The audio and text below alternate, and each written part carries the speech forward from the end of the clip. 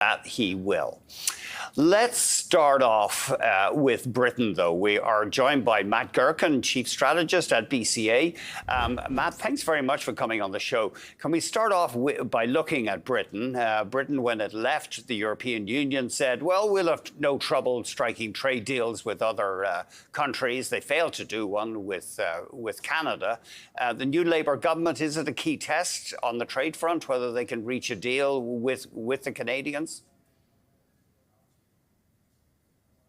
Yes, well, I think the key thing to watch is what the British economy does. And what we see is it's a very cyclical economy.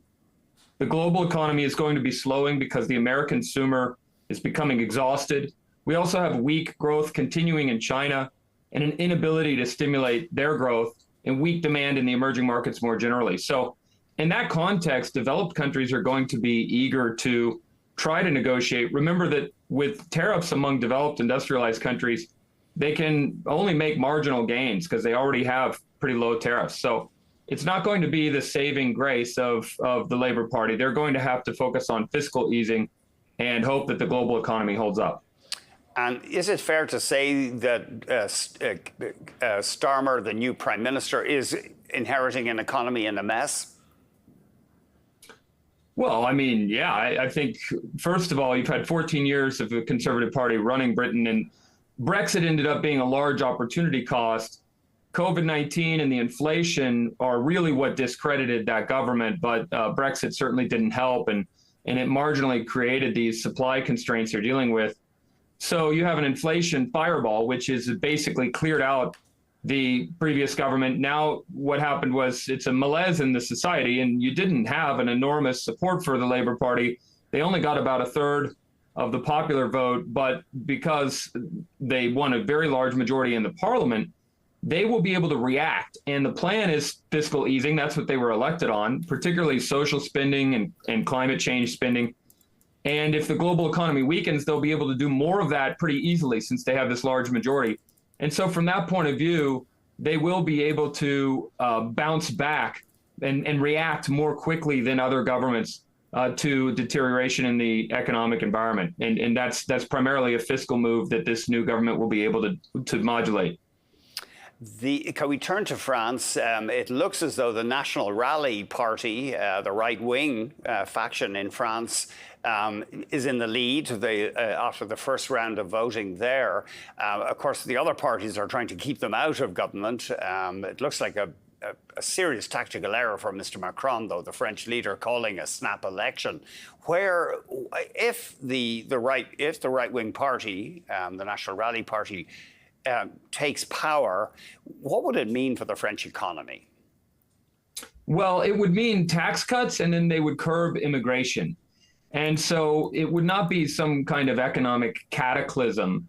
But of course, immigration is an important source of potential GDP growth for developed countries that have low fertility rates. But let me just say, it's not clear that it was a major mistake by Macron, because remember that we're in a window where inflation is coming down, but unemployment has really not moved up that much. And that's what both the British and French governments are trying to take advantage of, because if they wait around until the business cycle progresses and unemployment goes up, well, then they're even in a worse situation. So even though the Macron's party, didn't do great in the first round, they did slightly outperform expectations. And they also are more likely to be able to form a coalition with left-wing, with the new sort of popular front left-wing parties. So it's not a foregone conclusion that a right-wing coalition will control the National Assembly. And even if they do, it probably won't be a single party majority of the National Rally. And in this way, the French election is very different from what we're seeing in other places, because it's going to be a sort of complex result, and most of the changes will be on the margin. It's interesting. I just want to return to something you said, and I had to check it out, and it's incredible. Labour in Britain has won something like 2/3 of the seats, more than 60%, but they got only 1/3 of the popular vote. It really does point to deficiencies with the first-past-the-post system. Well, what I would say is that you've got discontent and a lack of trust in institutions across the West, and that's because new challenges that the country's faced. They've embraced globalization, and they've seen a lot of deindustrialization.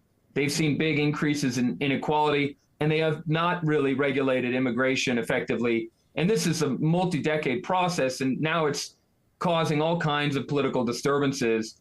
What we saw in the UK then is that the combined vote for the Conservative Party and the Labour Party was only 58%, and that's weaker than normal because these are two very dominant parties in that political system.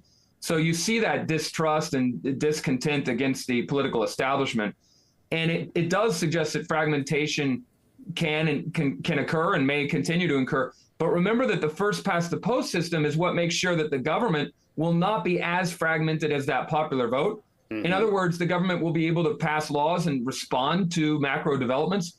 And that's not the case if the parliament were fragmented among, 4 or 5 different parties. So, every political system has its pros and cons.